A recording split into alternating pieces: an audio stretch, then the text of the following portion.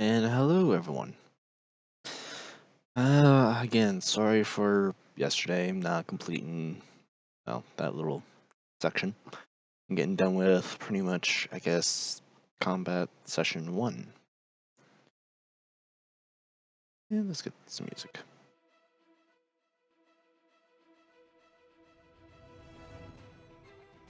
There we go. But anyway, where I left off was pretty much where 3 more guards basically met their end. And the group then was pretty much deciding on what to do next.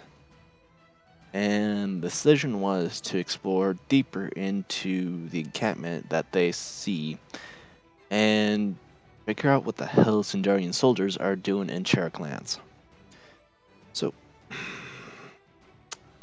they pretty much decided on go down quietly as possible, and the 2 sneakiest people would go in first, which is naturally Liesel and Carlisle, Rogue Ranger.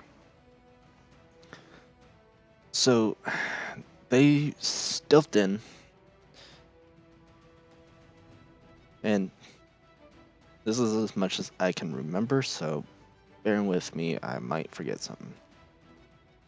I should probably say that right at the beginning of this episode, so sorry. Where was I? Alright. They ghosted in, and they came to a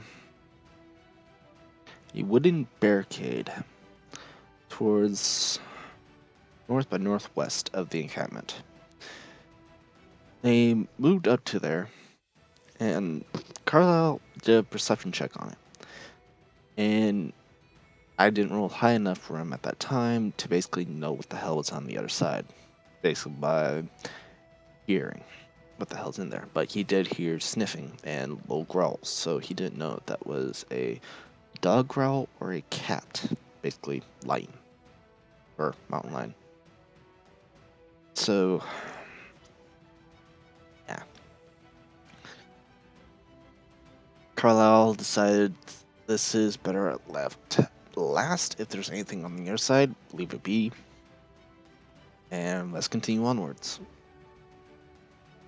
And that was my decision for that of Carlisle. So,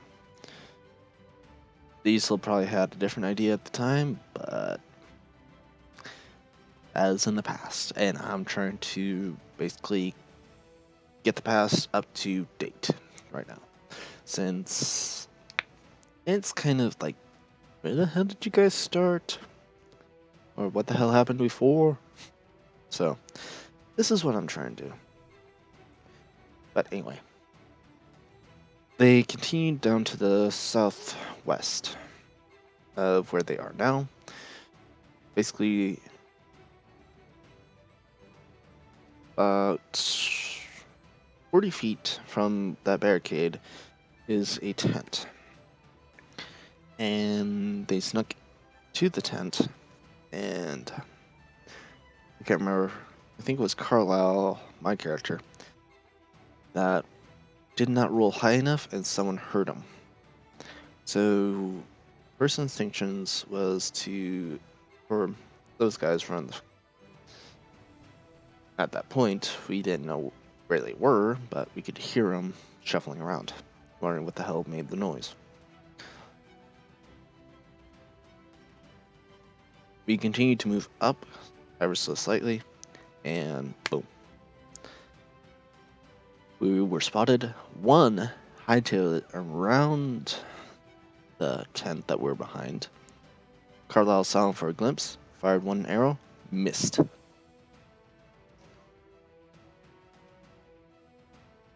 Carlisle proceeded to go after this guy, but this guy got to the barricades that they were at originally first. But Liesel took on, I think, 2 of the guys there and killed them with nat 20s, I think it was at the time. Killed them both. Be right back.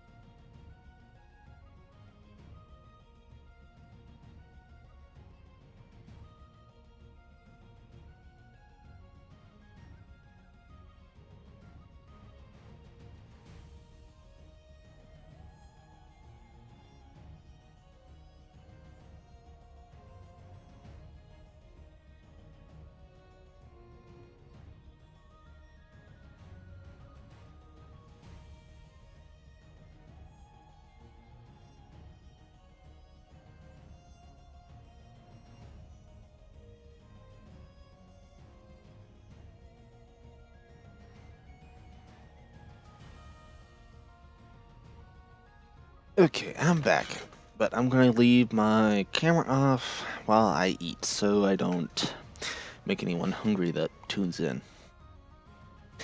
But anyway, where was I? Alright. Liesel killed those two men, and Carlisle proceeded after this one guy, hoping to basically either A, him with an arrow, since he was pretty much being obscured by a small bush, and Carlisle wanted every advantage to basically put an arrow right through his head, right through his heart, or in his back. Basically, cripple or kill.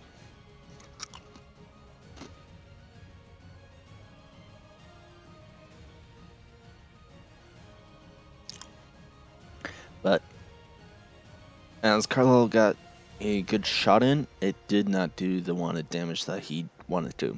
Basically, low roll, as we all like to say in D&D. And though he did roll low at that time, he was able to get an arrow into the guy's shoulder. So he was effectively crippled in terms of defending himself, but he was able to open up what was on the other side of that barricade. And out came two attack dogs. One went after Carlisle, well, since that's the one that pretty much picked up his scent. The other one went off to attack Talia and Thorns.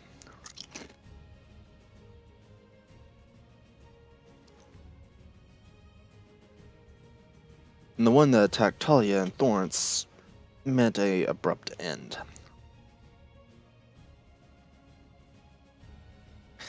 Whereas the one that's attacking Carlisle basically got to him just as Carlisle ended the one guard's life.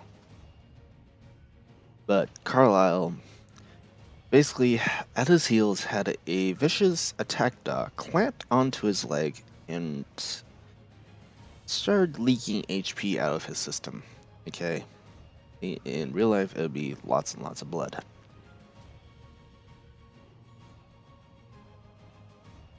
So Carlisle basically switched from longbow to short swords and tried to basically kill this thing. Was almost able to, but he was at such low HP.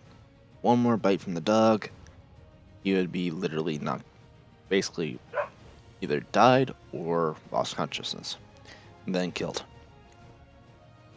But thankfully, Liesel came around the tent, loosed one arrow, hit it right in the heart, died instantly.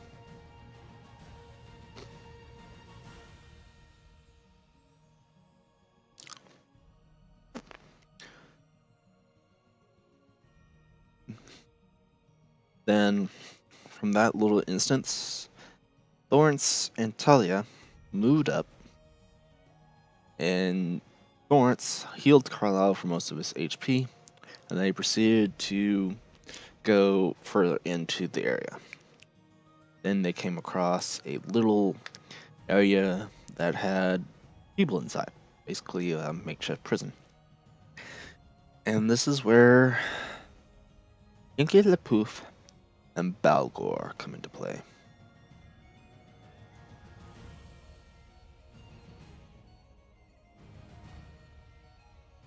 Inky Lepoof and Balgor basically got to that area thanks to a certain captain, shield-wielding captain.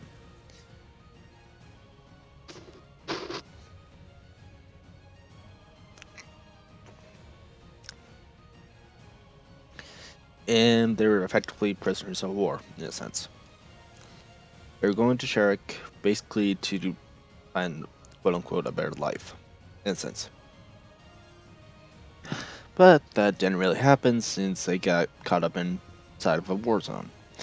But Sharik didn't even know about it either, so Sharik is pretty much on the defensive now at this point in time. Since,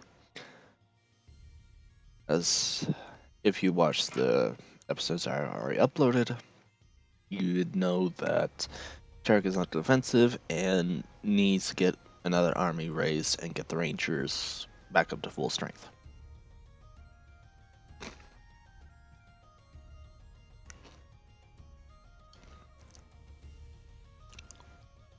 But Carlisle and Liesel, seeing these guys, knowing full well that these guys were not supposed to be here, released them. Asked, "Are you friend or foe?" Binky LaPoof piped up, "Friend." Balgor just grunted and went, "I'm a friend as long as you take me to this captain that took over our ship." And Carlo gets sense that this guy has a lot of hatred in him for this captain. Carlo didn't know who the fuck this guy was that angered these two. And Carlo basically said, "Okay, if you are friendly, then let's find out who the fuck these guys are."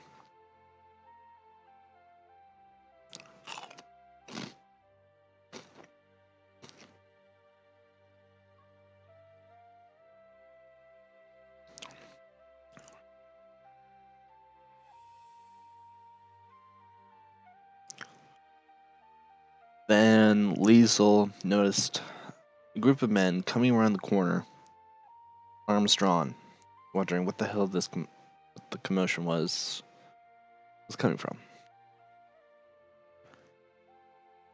They saw the group. Carlisle, seeing where Liesel was gazing, saw the men just as they were about ready to charge on their position. And Carlisle raised an arrow. Just as he was about ready to launch another arrow Balgor stepped in front and let loose a breath attack. Lightning.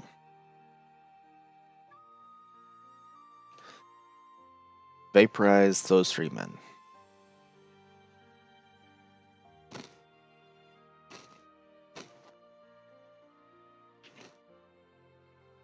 But then there was another guy that came up behind them. As the group basically kind of looked for equipment for Balgor and Pinky, Pinky went up to this guy and basically killed him.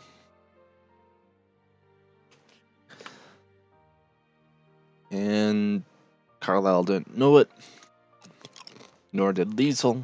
No, actually, Liesel noticed it, but Carlisle didn't. Later, Pinky revealed that she was also a dragonborn, but in a human form, thanks to her god.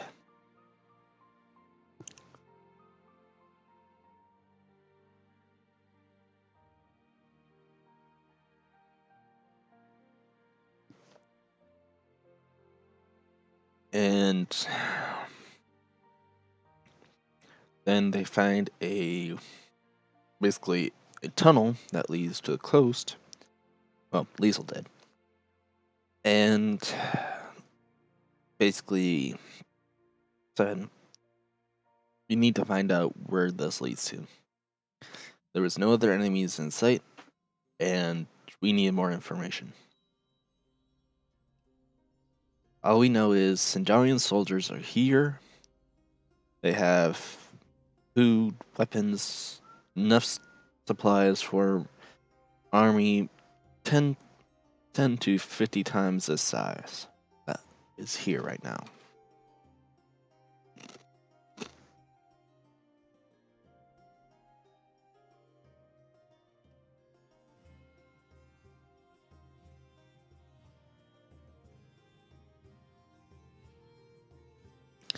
And Liesel, knowing that her stealth is far better than that of Carlisle, says, "I'll go." Now bring back whatever information I can get on the other side of this tunnel. So she goes.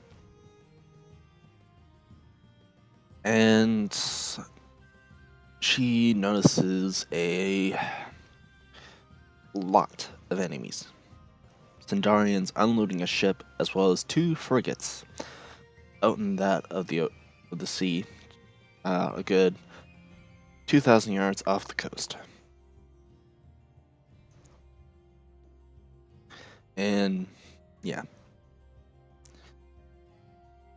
But she also notices a captain that fits the description that Pinky and Belgor both gave him.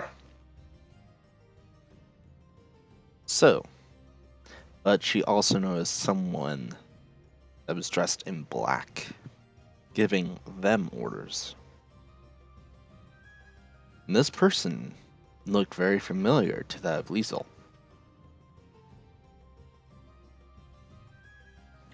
And this person pretty much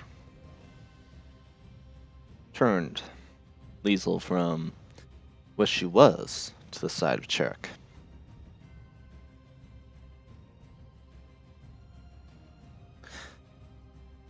She came back with this information and said that there are approximately 20 armed guards and about 25 workmen, and as well as a ship that they are unloading. Merchant ship, massive in scope. And she also reported that there are 2 frigates just out the coast, about 2,000 yards. Carlisle basically scratched his head and it's like, we can't take on that many people. Gotta report back, get some med maybe, and see if we can't take this on another day. Right now, we are loaded down with whatever grain that these guys have here, and these guys look like they could use a good night's rest. So let's hightail it out of here. And everyone was in a majority vote on that. So they basically GTFO'd RTB. Let's get the fuck out, return back to base.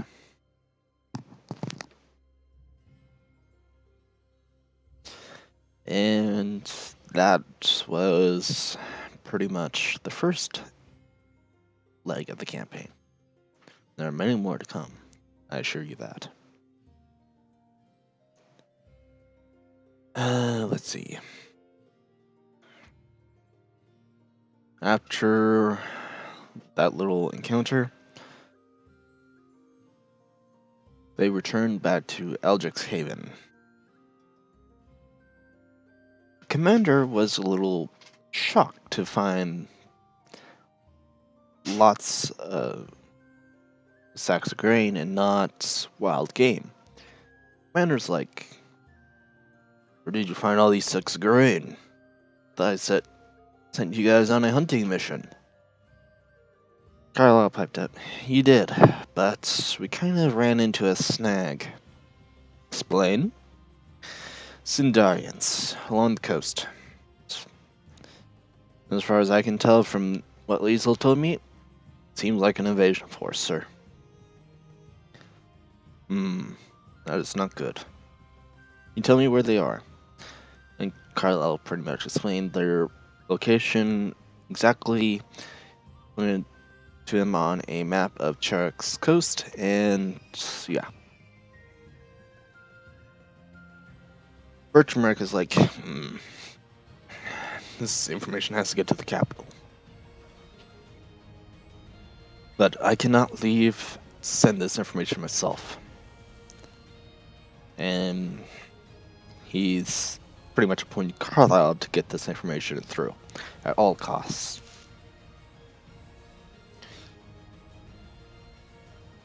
But there is one person that will not be joining the group along the way up the coast. That would be Talia.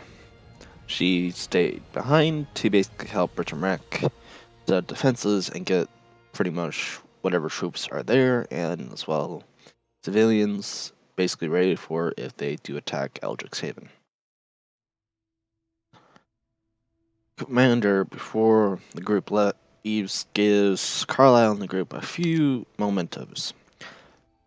He gave Carlisle a few more, seeing how that he needs all the help he can get in order to get the message through. He gave Carlisle a quiver of arrows returning and a spyglass of dark vision. But Carlisle didn't know the properties of the spyglass at that time. He just thought it was a normal spyglass. So, and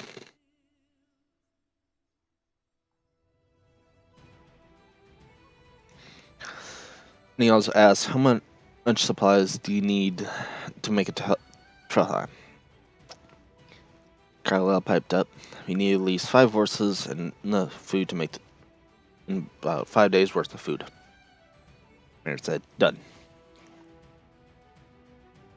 And off they went to Trelheim, the next town up the coast from Eldrick's Haven.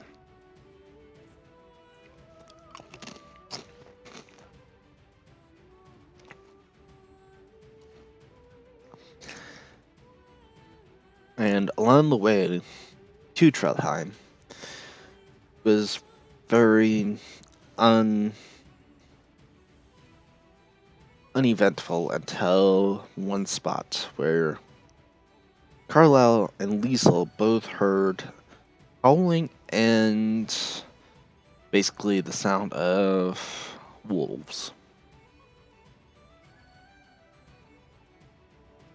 So they decided to basically see what the hell's going on up ahead. And Carlisle, knowing that Elevation is keen to basically know what the hell's up ahead of you, asked Balgor to give him a lift on top of a rock. That basically was approximately 10 feet high. Carlisle got up on top of the rock and started surveying the area. Then he saw 3 wolves munching on a deer carcass towards the southeast of him.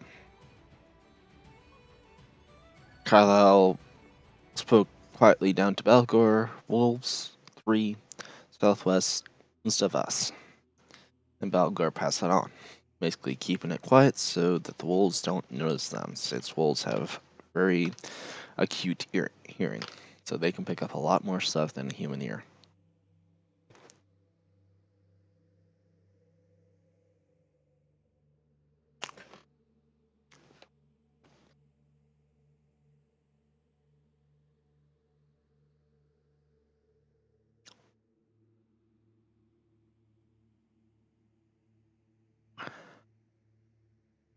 Carlisle pretty much stayed on top of the rock. I think it was Balgor and Pinky that moved up in front, see if they could catch them on their shields.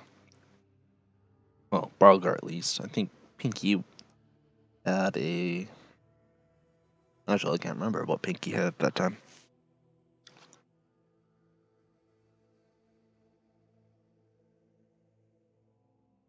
But they also helped Liesel on top of another rock, and well as Thorns, I think as well. Thorns, Carlisle, and Liesel basically all had ranged weapons on them. Thorns and Liesel had light crossbows, and Carlisle had the longbow. Carlisle took the first shot, hit a wolf, but did not bring it down, but greatly wounded. Liesel fired, and I can't remember if she killed it or what, but I know one died right off the bat. And Thorns fired and missed.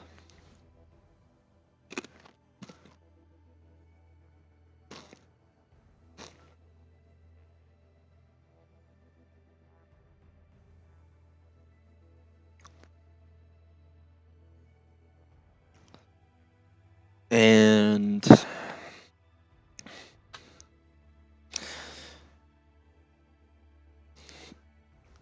in that little amount of time, one wolf managed to get off a basically call for help, in a sense.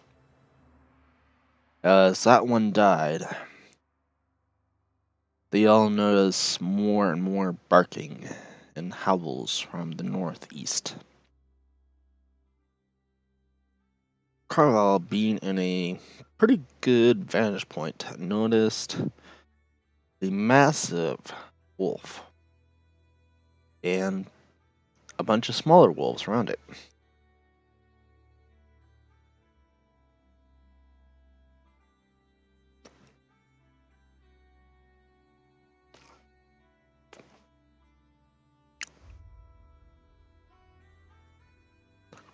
Carlisle took one shot and hit the massive wolf, and the massive wolf kept its hungry, hunting eyes on that of Carlisle, thinking that Carlisle will be its snack.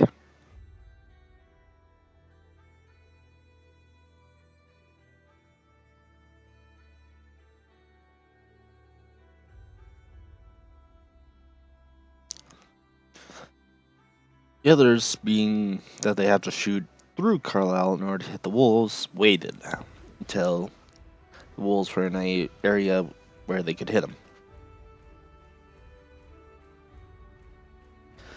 And Carlisle continued to shoot at whatever came closest to him, and the warg was the closest thing, so he continued to shoot at the warg.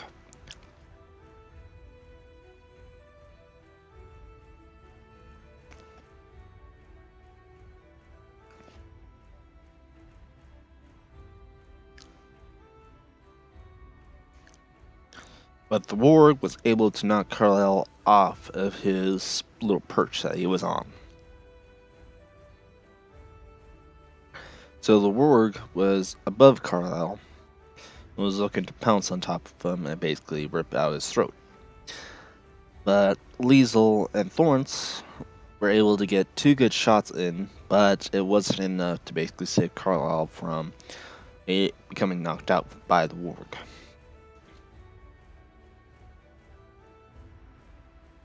They killed the warg. Thorns casted a healing spell onto Carlisle, and Woolen Wolf was trying to basically make off and try to basically survive. But it met the unfortunate fate of receiving an arrow right through the heart from Carlisle. And all the wolves there were basically killed and skinned. And they were skinned by the person that had pretty much the best ability of getting basically the skins cut off from the wolves.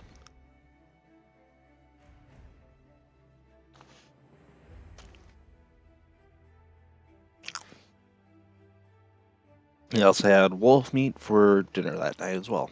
So, not all too bad for the group.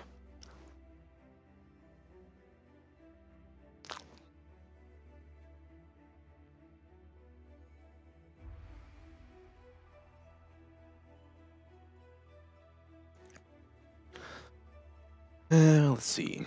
Later on, the group came across what looked like a traitor ambush by the bandits.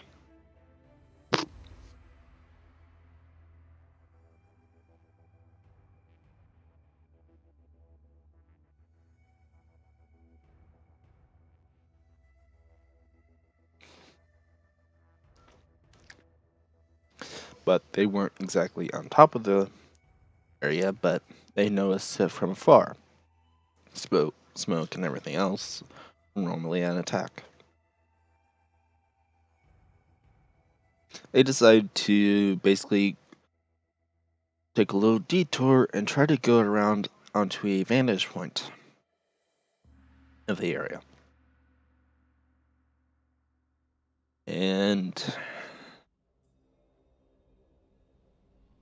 it paid off, and they found one guard that was overlooking the area, but was looking into the area of where the smoke was. He wasn't looking behind.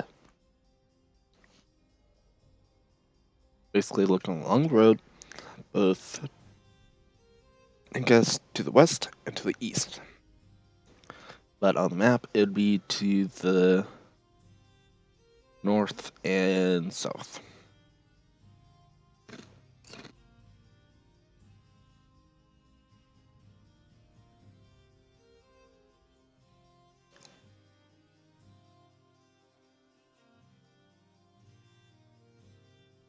Carlisle basically said, "We cannot get any closer unless we take him out." And Carlisle, seeing that he has the best range out of everyone, said that he'll try to take him out at range. Liesel said, "Hold on. Let me get a little closer so I can at least help." So Liesel snuck up ahead till she was in effective range for a crossbow.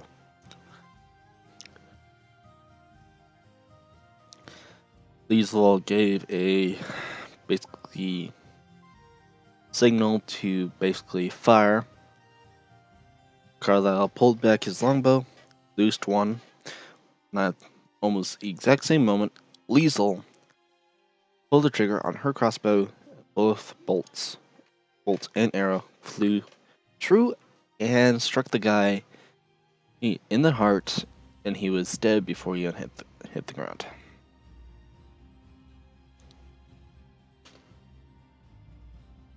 The group moved up, leaving the horses picketed to a bush that was nearby, and they moved up. Liesel and Carlisle taking the front, since they were the quietest, and making sure that there was no one up front that would basically catch them off guard and by surprise.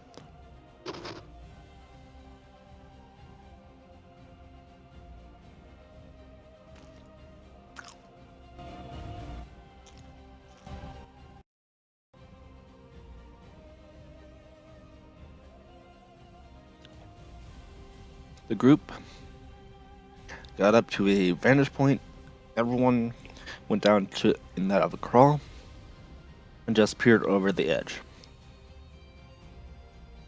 They noticed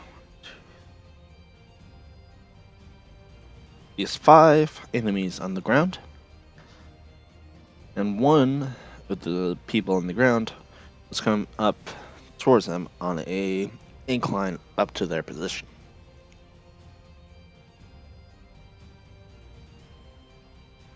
The heavier hitters moved back down the ground, back behind. Carlisle and Liesel rolled for stealth, and they both got high 20s. So their stealth was so good they could literally blend into the environment. And they pretty much went to work taking out guard by guard as fast as they could before the enemy could raise the alarm. Took out the guy that was heading out towards them. He was dead without even a peep. Another guy went over to see what the hell had happened. He pretty much died right on top of him.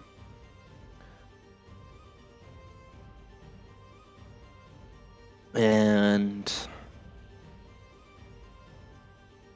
we had a re-roll for stealth check again, and Liesel basically rolled low, and she was noticed, but Carlisle was still hidden. So they couldn't see Carlisle's position at all.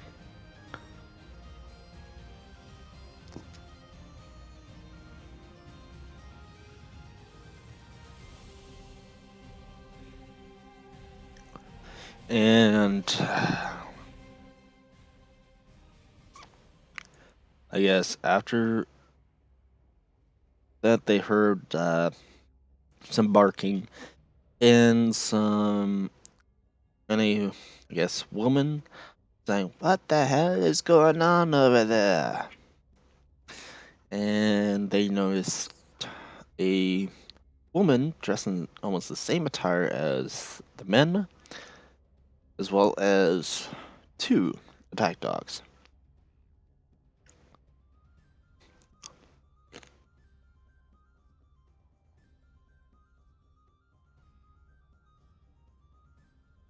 Carlisle, noticing the new threat, switched his attention to that of the dogs. The rest of the group, noticing her, rushed forward and started to take on the dogs and her quickly as possible. And that they did. Dogs were effectively eliminated from that of combat, and the woman was also effectively eliminated from that of combat. But there were still others on the ground. Balgor and Pinky quickly pivoted on their heels and started heading down the incline up towards them, downwards. And with fairly good momentum, basically caught the others by surprise, and the others basically scrambled for their weapons and tried to basically try and kill Balgor and Pinky.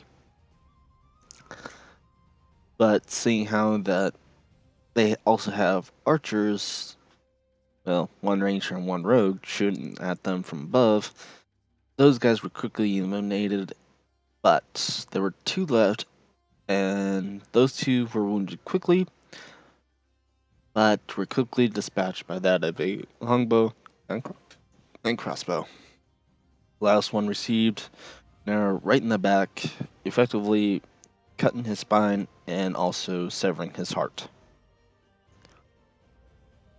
As the other basically received a bolt that basically went into the back of his neck and basically came out the other side, severing his windpipe and also puncturing his carotid artery.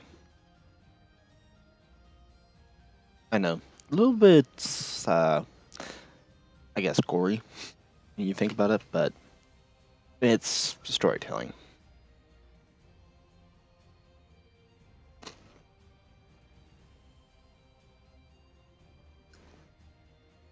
That combat was effectively over. Group searched all the enemies in the surrounding area and basically found a few gold, few silver, but they also noticed that the wagon that wasn't burnt all to hell had personal effects in it, like someone's family heirlooms and whatnot.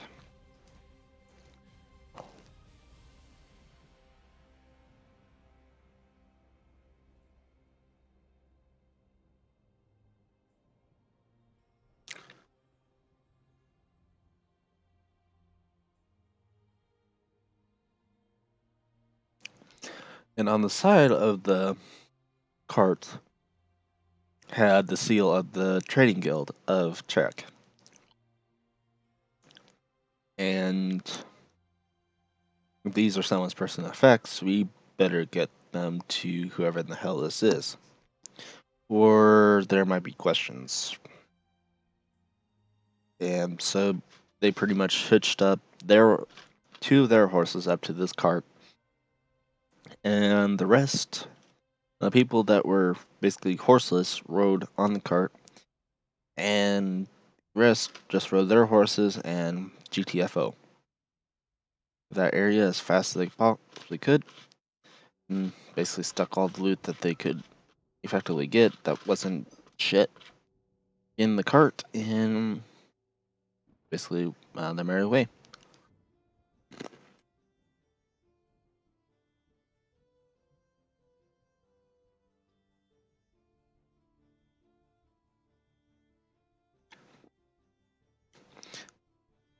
Now we're getting to the last part of basically getting to Trudheim. And this part was kind of annoying then, because no one could hit shit except for thorns.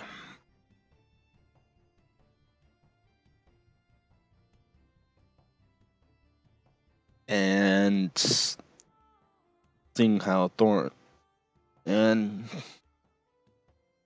in this encounter, we very much experience everything that goes bump in the night. Everything that's kind of nocturnal. Spiders, centipedes, and bats. Giant ones, too.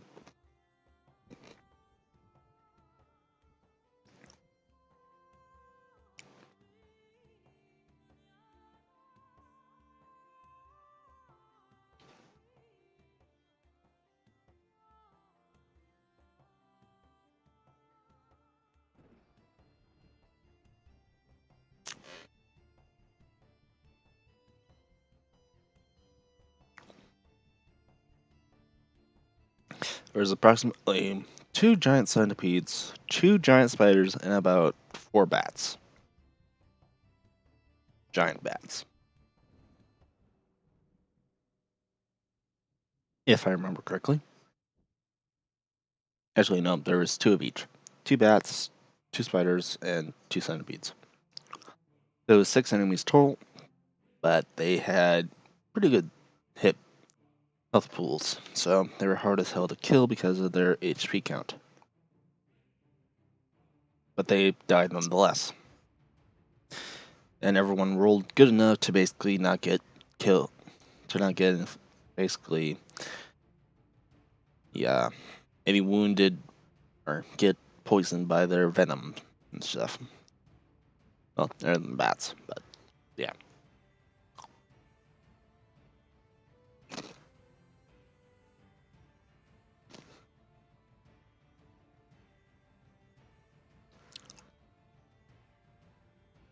Your bats pretty much died in the first, I think, first session of combat. And the 2 spiders and 2 centipedes were killed in the 2nd through 8th session of combat.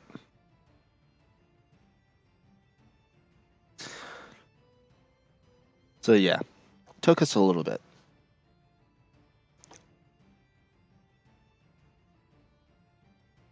And once that was done, we all said, we'll ride on through the night and get to Trondheim in the morning. We are not stopping here.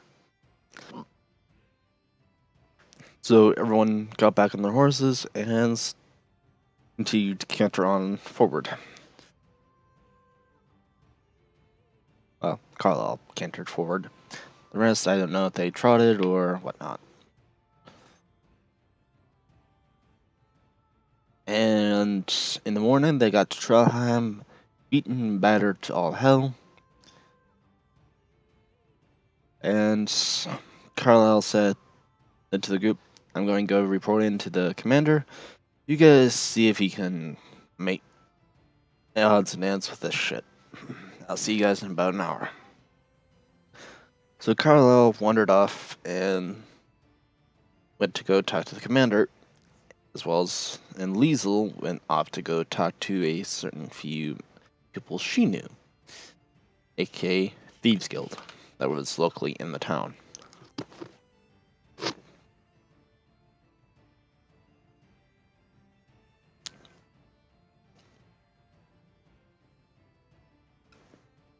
And along the way, Pinky asked her to see if she can sell the poison that they got from the spiders. And also, from the loot that we got enough pieces of chitin from the centipedes to basically make 1 suit of armor for someone.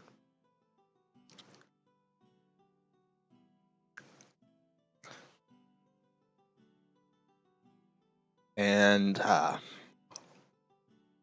well, it's, I think, 4 vials of poison and bat hide and bat guano, if I remember correctly.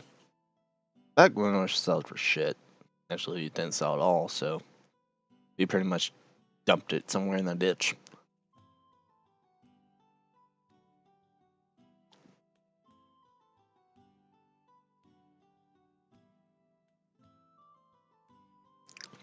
But the hides were pretty much the main selling point, and I think everyone got, I think, about 200 gold pieces out of that whole deal for all the hides.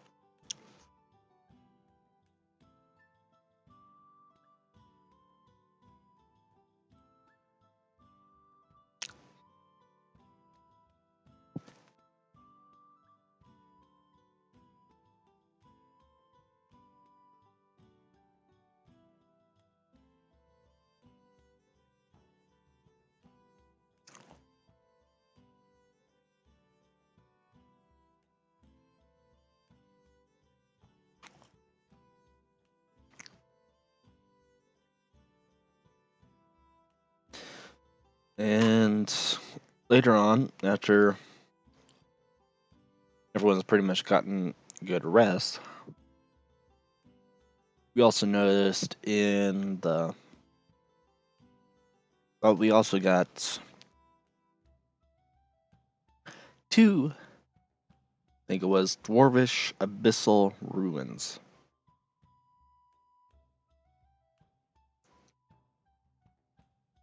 Basically in the form of spherical stones.